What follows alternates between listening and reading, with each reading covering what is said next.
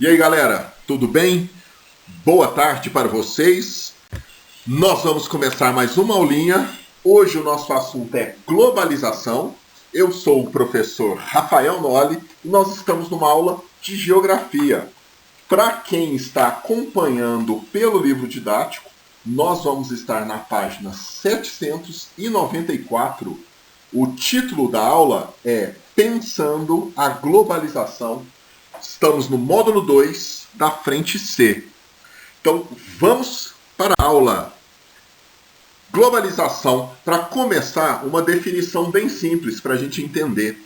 Globalização, quase sempre, geralmente, ela é apresentada dessa forma: um processo de integração política, econômica e cultural em escala mundial. Ou seja, essa definição simplória já nos serve como guia. Nós vamos falar então de um momento da nossa história em que a integração do planeta culturalmente, economicamente, politicamente está muito avançada. Essa é uma das ideias mais simples para se entender a globalização. Entendê-la como um processo de integração. A palavra integração, nesse caso, serve aqui de guia para a gente seguir. Então, quando tiver uma dúvida, quando for pensar a globalização, pensar na questão da integração. O mundo integrado, mas integrado em diversos sentidos, economicamente, culturalmente, politicamente e por aí vai. Certo? Como que isso é possível? Como que o planeta, como que nós nos integramos? Então, o segundo passo para entender a globalização de forma simples é entender que isso se deu a partir dos avanços dos meios de comunicação e de transporte.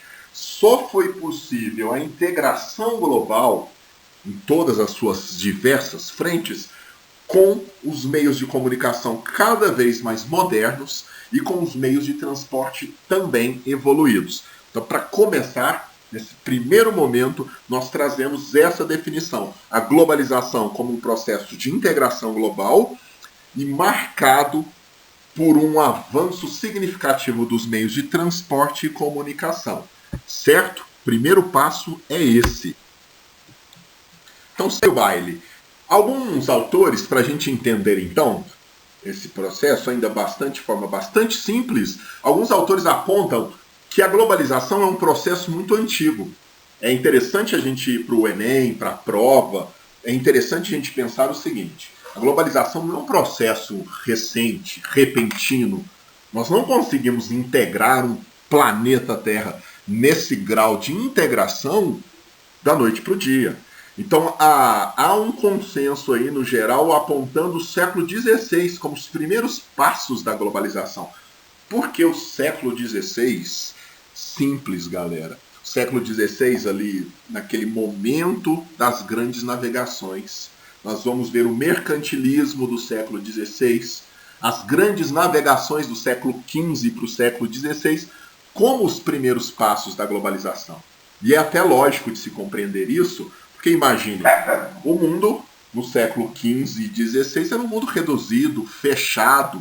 Século XV para o século XVI nós estamos saindo da Idade Média, estamos dando os primeiros passos em direção à modernidade. Então, nesse ponto, os europeus começam as suas navegações, começam um período das grandes colonizações, os livros chamam da Era das Descobertas, e nesse processo há uma integração entre a Europa e o Novo Mundo. A Europa é chamada de Velho Mundo, não é à toa. Nós, os americanos, nós somos chamados de Novo Mundo. E esse processo de integração global vai sair lá na Oceania, vai sair lá do outro lado do mundo, no novíssimo mundo. Então essa integração entre a Europa e o restante do mundo é o primeiro passo da globalização. Por que eu destaco isso? Simples, vejam só. Uma das críticas que se faz à globalização, e nós veremos diversas críticas aqui hoje, é que é uma visão de mundo eurocêntrica. Parte-se do princípio eurocêntrico para compreender o mundo nessa análise da globalização.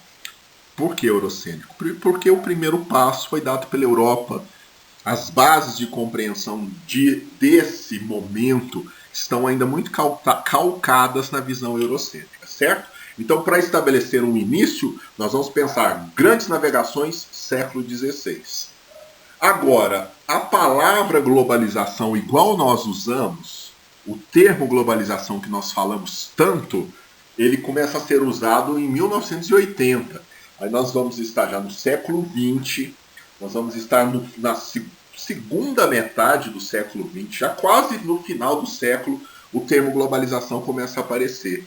Então, essa globalização que nós vamos dar um destaque especial para ela aqui é um trecho desse longo processo que chega aqui no século XXI, onde nós estamos, depois de um longo desenvolvimento. Nos anos 80 ali, nós estamos saindo da Guerra Fria, a Guerra Fria começa a ver o seu fim, o mundo está transformando e a globalização vai tomando a cara que ela tem hoje nesse momento. Então vejam, além de se falar globalização, nós podemos também encontrar em alguns livros, alguns autores falando de mundialização. Algumas pessoas preferem o termo mundialização, que eles acham que o processo de integração que nós vivemos é um processo mundial e não global. É uma bobagemzinha, mas é interessante se pensar, porque em algum momento vocês encontram esse termo aí, ou numa prova, ou num livro, ou em algum estudo de vocês, e pode gerar uma confusão. Mas então há uma discussãozinha que talvez o termo mais apropriado fosse a mundialização. Ok? Então nós vamos continuar pegando na seguinte questão. O David Harvey, por exemplo, ele diz que uma forma de entender essa globalização, principalmente levando em questão a análise dos meios de informação e de transporte, que são as bases da globalização, segundo ele, um termo apropriado também seria a compressão espaço-tempo. Eu selecionei essa frasezinha porque eu acho ela interessante. Vejam só, a ideia dele seria a seguinte: a condição pós-moderna é o nome do livro do David Harvey, e lá ele vai usar o termo compreensão espaço-tempo para se referir ao aumento da velocidade nas trocas comerciais e de informação. Por que eu estou destacando isso? Nós encontramos diversas imagens, ilustrações no nosso livro, nas provas já foi repetidamente utilizadas imagens que mostram o mundo gigantesco, e na medida que os anos vão passando, o mundo vai encolhendo. Essa imagem é uma imagem já muito utilizada, mostrando o encolhimento do planeta Terra. É óbvio que o planeta Terra não está encolhendo fisicamente. A expressão compressão espaço-tempo está aí para explicar melhor esse encolhimento. A ideia de que os espaços hoje encolheram e o tempo também é fácil de compreender da seguinte forma. Alguns eventos do passado levavam dias, meses para se concretizar. As navegações, por exemplo, eram 3 meses, uma caravela portuguesa para chegar no Brasil. Imagina o tempo que se levava para atravessar o Oceano Atlântico. Hoje, com um avião, você atravessa em horas. As distâncias foram reduzindo, foram diminuindo, o espaço foi sendo comprimido, não porque o espaço fisicamente reduziu, é porque os meios de transporte estão muito grandes. Então olha para vocês verem que forma fácil de compreender isso tudo que nós dissemos até agora. Com a internet, com os sistemas de comunicação virtual, as distâncias também encolheram.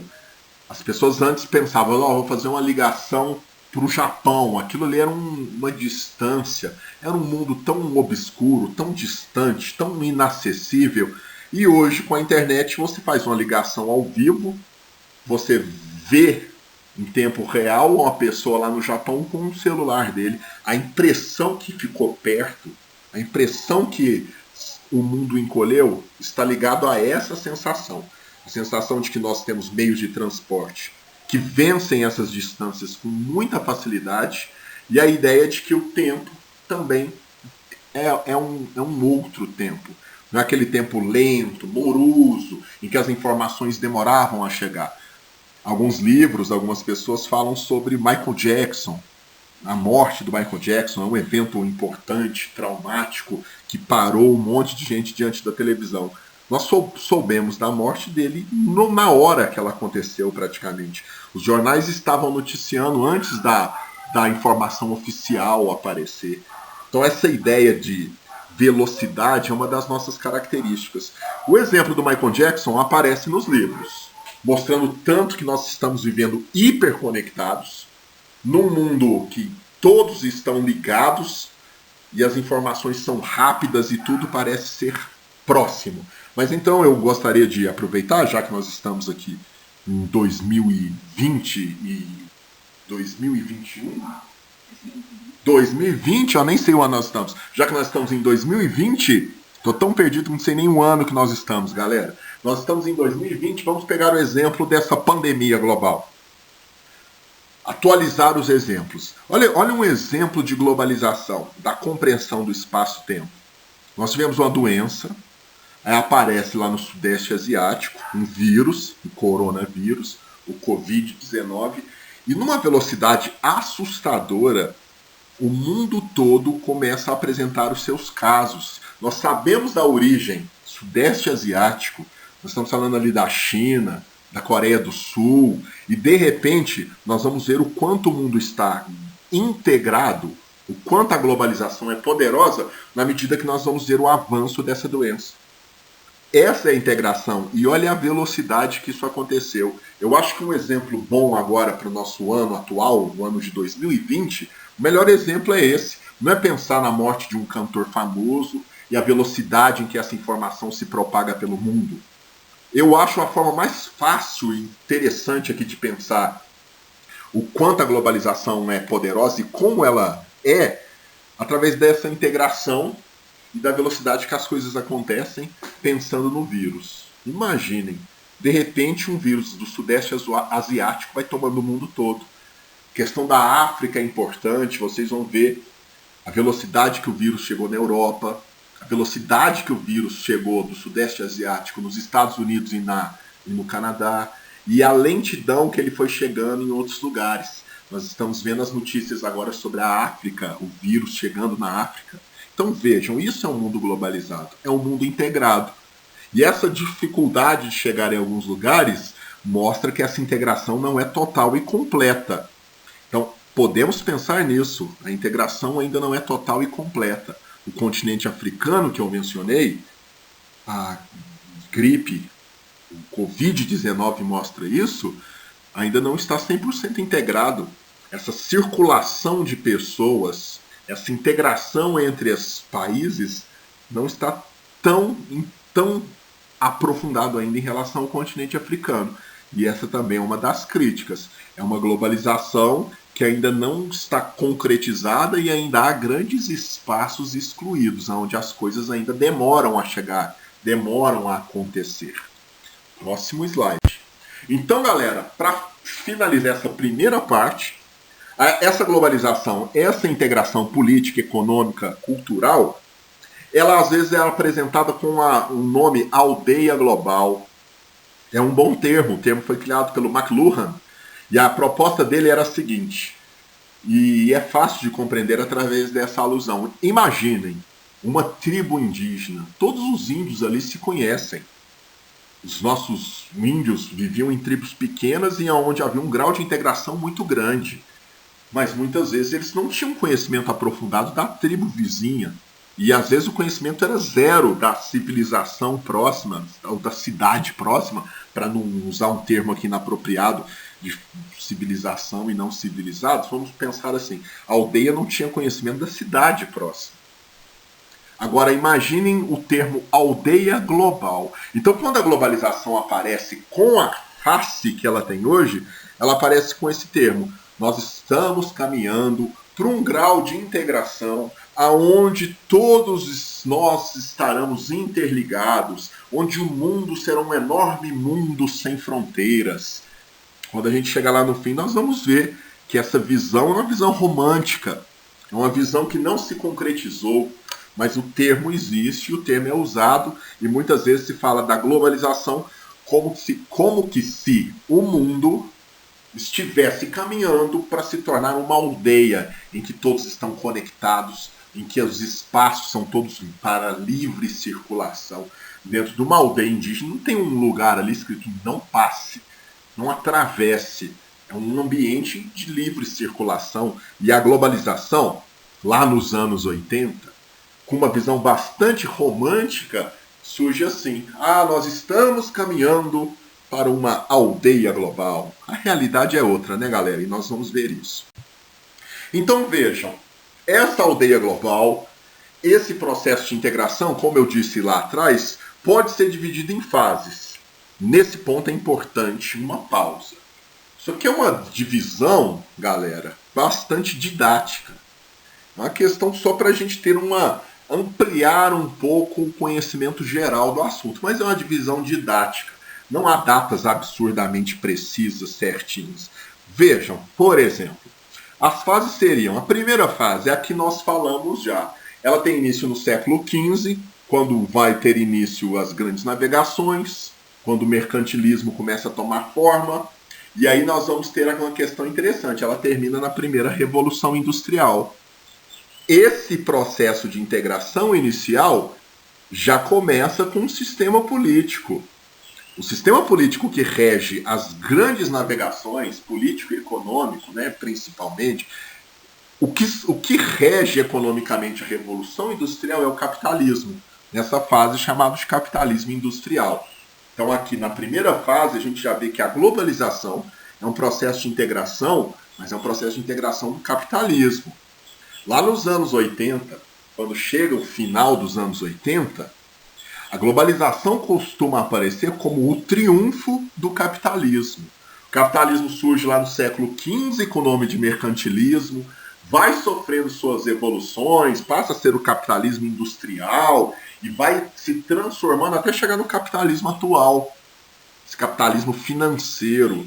E aí a globalização às vezes aparece com isso. É um mundo globalizado regido pelo capitalismo. Por que o triunfo do capitalismo? Por que uma palavra tão pomposa? O triunfo porque nós vamos sair dos anos 80 para os anos 90 do século XX, com a derrota da União Soviética, com um domínio gigantesco dos Estados Unidos da América, e é mesmo um sistema que funciona mediante as bases do capitalismo global. Às vezes ele aparece como capitalismo liberal no começo do século XX, na segunda metade do século XX ele aparece como capitalismo neoliberal. Então vejam, segunda fase.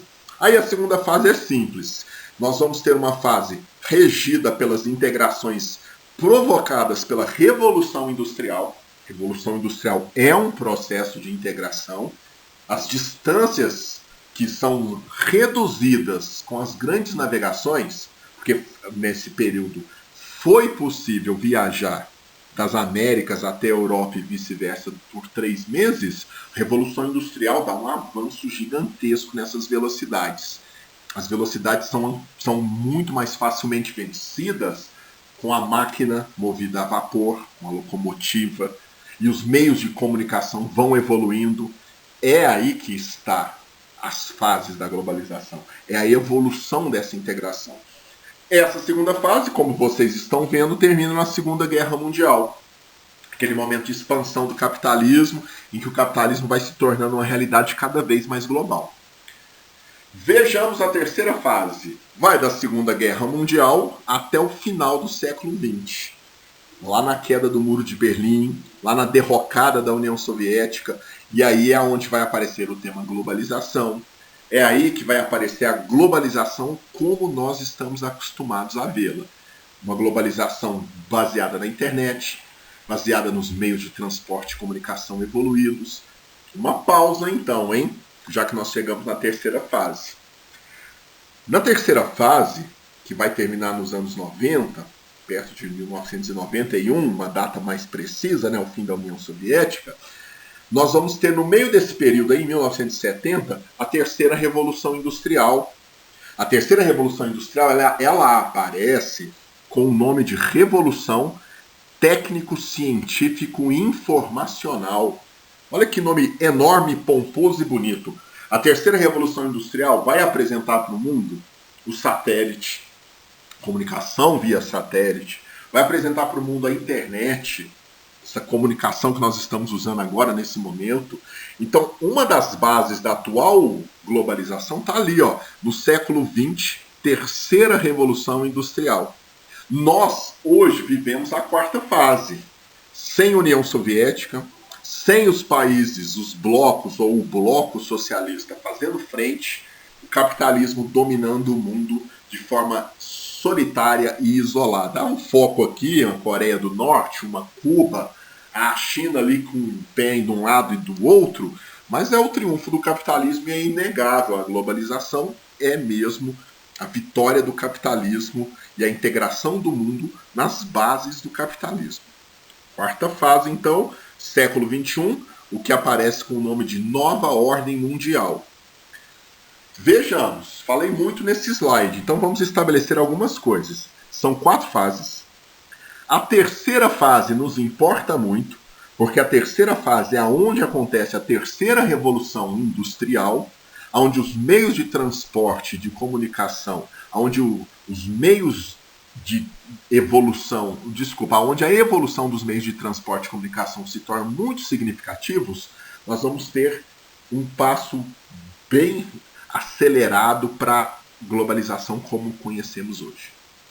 Nesse momento, o mundo era ainda um mundo bipolar, o mundo da União Soviética e seu bloco contra os Estados Unidos. A quarta fase, o que se diferencia, então? Uma diferença entre a terceira fase da globalização e a quarta. A quarta fase é a nova ordem mundial. Vejam só. Velha ordem mundial. O mundo dominado pelos Estados Unidos e pela União Soviética. O mundo bipolar. As duas grandes potências disputando a hegemonia global. Quarta fase, século XXI, nova ordem mundial. Os Estados Unidos vencem a Guerra Fria e nós vamos ter o domínio do capitalismo global. Certo? Próxima. Características. Vamos voltar para as questões didáticas, para não ficar muito vago didaticamente. Características passo a passo. Primeira característica que eu separei para vocês. Aumento das relações econômicas entre os países. Aqueles países isolados, com relações bilaterais, ou aqueles países com baixíssima relação comercial, com reduzido fluxo de migração, isso aí é coisa do passado. Nós vamos ter então como uma característica o aumento das relações econômicas entre os países. Pensando aqui de forma crítica, o que é importante, que muitas das vezes o aumento dessas relações são desiguais. Nós estamos falando ainda de grandes potências que mantêm o poder econômico militar e que a partir desse domínio econômico e militar eles fazem relações com países mais pobres e mais fracos. E aí mantém-se nesse momento ainda uma relação desigual em que há países ricos, industrializados e poderosos que estão integrados com países pobres, produtores primários, que vivem ainda de commodities. Certo? É uma integração, mas é uma integração desigual. Segundo, maior produção e consumo de bens e serviços globais. Isso é inegável. Eu vi um documentário uma vez sobre o plástico no mundo. Olha que bobagem é o plástico a gente pensar, mas o plástico é um produto da segunda revolução industrial, um produto revolucionário feito do petróleo. Aí eles estavam mostrando nesse documentário aonde você encontra plástico, esse produto moderno surgido na segunda revolução industrial. Hoje esse documentário atualizado seria sobre o iPhone, por exemplo. Qualquer lugar que você for, você vai trombar com alguém com um celular no bolso. Uma tribo brasileira, você vai encontrar alguém conectado no Zap Zap. Uma pessoa lá no Rio Grande do Sul, aqui em Araxá, Minas Gerais, ou lá no Sudeste Asiático, ou lá no Ceilão, ou lá na Indonésia, ou no Polo Sul. Então há inegavelmente uma circulação de produtos muito grandes. Produtos, consumo de serviços globais. Da mesma forma, reitero, esse consumo, essa produção é desigual. Eu posso encontrar iPhone em todos os lugares, mas é um produto marcado pela desigualdade. O acesso é restrito à parte significativa da população. Vamos para o terceiro tópico. Informações disseminadas instantaneamente. Já falamos, Michael Jackson morreu ou não morreu, a gente soube antes de antes da mídia ter certeza, a internet já dava como certo. Poderia ser mentira, fake news, mas estavam certos os boatos da internet. Instantaneamente, um repórter chegou lá com a câmera e filmou o momento em que os médicos estavam chegando lá para legistas para tirar o corpo. Instantaneamente. Agora mesmo nós temos aulas ao vivo, live.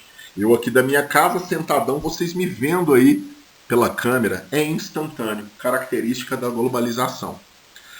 Pensem comigo, as fake news, as mentiras, o tiozão do Zap tá lá disseminando mentira, também é instantâneo. Nós estamos agora nesse momento, agora nesse ano de 2020, nós estamos vivendo a era do primo do porteiro. Olha como que as informações se propagam. Alguém me inventou a mentira. O primo do porteiro do meu prédio foi trocar o pneu do caminhão, estourou e morreu. Tem mais de 5 mil pessoas tweetando isso. Disseminou em poucas horas uma mentira e tá todo mundo, coitado do primo do porteiro. Ah, mas eles colocaram que o primo do porteiro que chegou lá morto, morreu de coronavírus. Olhem para vocês verem. Mentiras também disseminam rapidamente. Surgimento de empresas multinacionais e transnacionais. Se nós formos pegar também uma questãozinha importante, se nós formos pegar uma palavra-chave para globalização, além de integração, empresas multinacionais e transnacionais. Uma das características básicas da globalização é o surgimento de empresas supranacionais, gigantes poderosas, com sede num país rico e desenvolvido, mas com seus tentáculos espalhados pelo mundo inteiro. Surgimento de blocos econômicos e a diminuição das barreiras comerciais. É uma característica do século XX os países se organizarem em blocos econômicos, Mercosul, a zona do euro, União Europeia, até a África está integrada na União Africana, até os nossos vizinhos aqui, a União Andina, etc, etc. É uma característica, os países se organizando em blocos. Avanços tecnológicos e meios de comunicação, fechou também fácil, e há um aumento também na economia informal.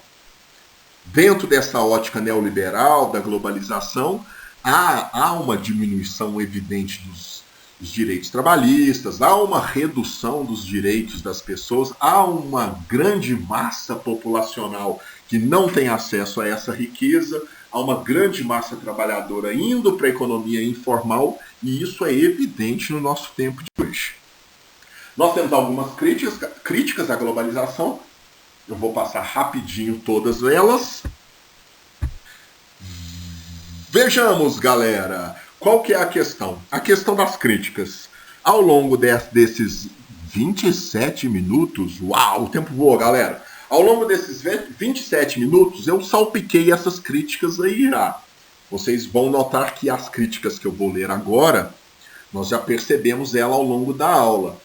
Então, ao ver tópico por tópico, nós vamos ver aqui didaticamente e começar a organizar o conteúdo assim. Preciso saber quais são as críticas feitas à globalização. Eu já falei sobre elas, mas não estava muito claro. Aqui elas vão vir claramente. Crítica número 1, não está por ordem de importância. Concentração de riqueza. A maior parte do lucro das empresas transnacionais fica nos países desenvolvidos. As sedes estão lá. Nós já tivemos uma aula sobre transnacional e multinacional. Deem uma olhada no caderno de vocês. Aumento do desemprego. A globalização e a revolução tecnológica e científica causaram a automação da produção.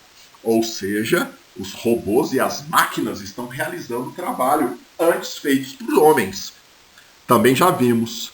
Anotem aí no cantinho. Esse tipo de desemprego aí é um desemprego chamado desemprego estrutural, comum na era da globalização, porque é o desemprego provocado pelo avanço tecnológico. As máquinas passam a fazer o trabalho antes feito por homens. Descaracterização de costumes culturais. Fundamental, galera. Uma das questões. Havia uma visão romântica de que a globalização seria um mundo integrado. Logo se percebeu que haveria uma cultura sendo imposta, uma cultura às vezes pasteurizada, feita em laboratório, e que o mundo, tão rico culturalmente, poderia perder essa riqueza e essa variedade a partir do surgimento de uma supercultura imposta lá de cima pelos poderosos, destruindo as manifestações culturais dos países. Em resumo, é o cara que abandona suas tradições culturais, ligadas às suas raízes, para curtir a música americana, o filme americano ou algo parecido, ou o K-pop, por que não? Ou seja, a imposição de uma cultura tradicional, feita para vender, sendo forte o suficiente para destruir, acabar com as tradições locais. E aí nessa também nós podemos colocar, eu notei aqui que eu não coloquei, a xenofobia. Há na globalização, nessa proposta de aumento de circulação de pessoas, há também aí um aumento da xenofobia. Exploração de matéria-prima e mão de obra barata é a cara da globalização. As grandes indústrias estão buscando países de mão de obra barata, e isso hoje está lá na Ásia, né? A China é um exemplo grande de país potente industrialmente, porque oferece uma mão de obra barata, dentre outros fatores. O tênis que você está usando aí foi fabricado no Camboja, no Laos, no Vietnã, na Indonésia. Por quê? Porque lá há mão de obra barata, há abundância de matéria-prima. É possível uma empresa sair da sua sede aqui do Brasil, dos Estados Unidos da América, e funcionar lá no Vietnã, certo? E aí nós vamos, por exemplo, eu pus aí rápido, olha só, sobre as desigualdades da globalização. As 3 pessoas mais ricas do mundo somam mais riquezas do que os 48 países mais pobres do mundo juntos. E aí, galera, para finalizar, que nosso tempo está chegando ao fim, para finalizar, uma visão importante, talvez a mais importante do dia, porque nós estamos cansados de saber tudo isso sobre a globalização, estamos revendo. Mas uma coisa pouco falada é o geógrafo brasileiro Milton Santos, um dos grandes intelectuais desse país. No livro dele, Por uma Outra Globalização, ele apresenta a globalização de uma forma bem diferente. E é uma visão que eu acho interessantíssima. Olha a visão dele. A globalização pode ser entendida nesses 3 tópicos. Segundo ele, a globalização é apresentada às vezes como uma fábula. Ou seja, se conta isso. Qual que é essa fábula? Eu contei parte dessa fábula aqui. A fábula dizia: o mundo caminha por uma integração em que vai se transformar numa aldeia, em que as fronteiras vão ser diminuídas, as pessoas serão livres para circular, haverá uma integração em que a humanidade, de mãos dadas, vai cantar junto uma canção. Não sei qual canção. Qual canção será que eles cantariam juntos à humanidade? Não, essa aí não, isso é funk, proibidão, não tô dando aula, não posso usar esse. Imagine uma música legal aí, todo mundo feliz e cantando. Oh, Imagine, pronto, um exemplo bom. Todo mundo cantando Imagine. Essa é a globalização como fábula. A proposta é que nós teríamos uma integração global bonita, linda, saudável. Por que uma fábula? Porque vejam só, segundo Milton Santos, a globalização mesmo, como ela é de verdade, ela é uma perversidade, e é verdade. Então, a fábula é a historinha que nos contam. A realidade é outra. Segundo Milton Santos, a globalização como perversidade é essa que existe. Aumento de casos de xenofobia. Cada vez mais há casos de ódio a estrangeiros e a imigrantes. A globalização não era uma fábula bonita de integração? O Trump não está construindo um muro para separar México e Estados Unidos da América definitivamente?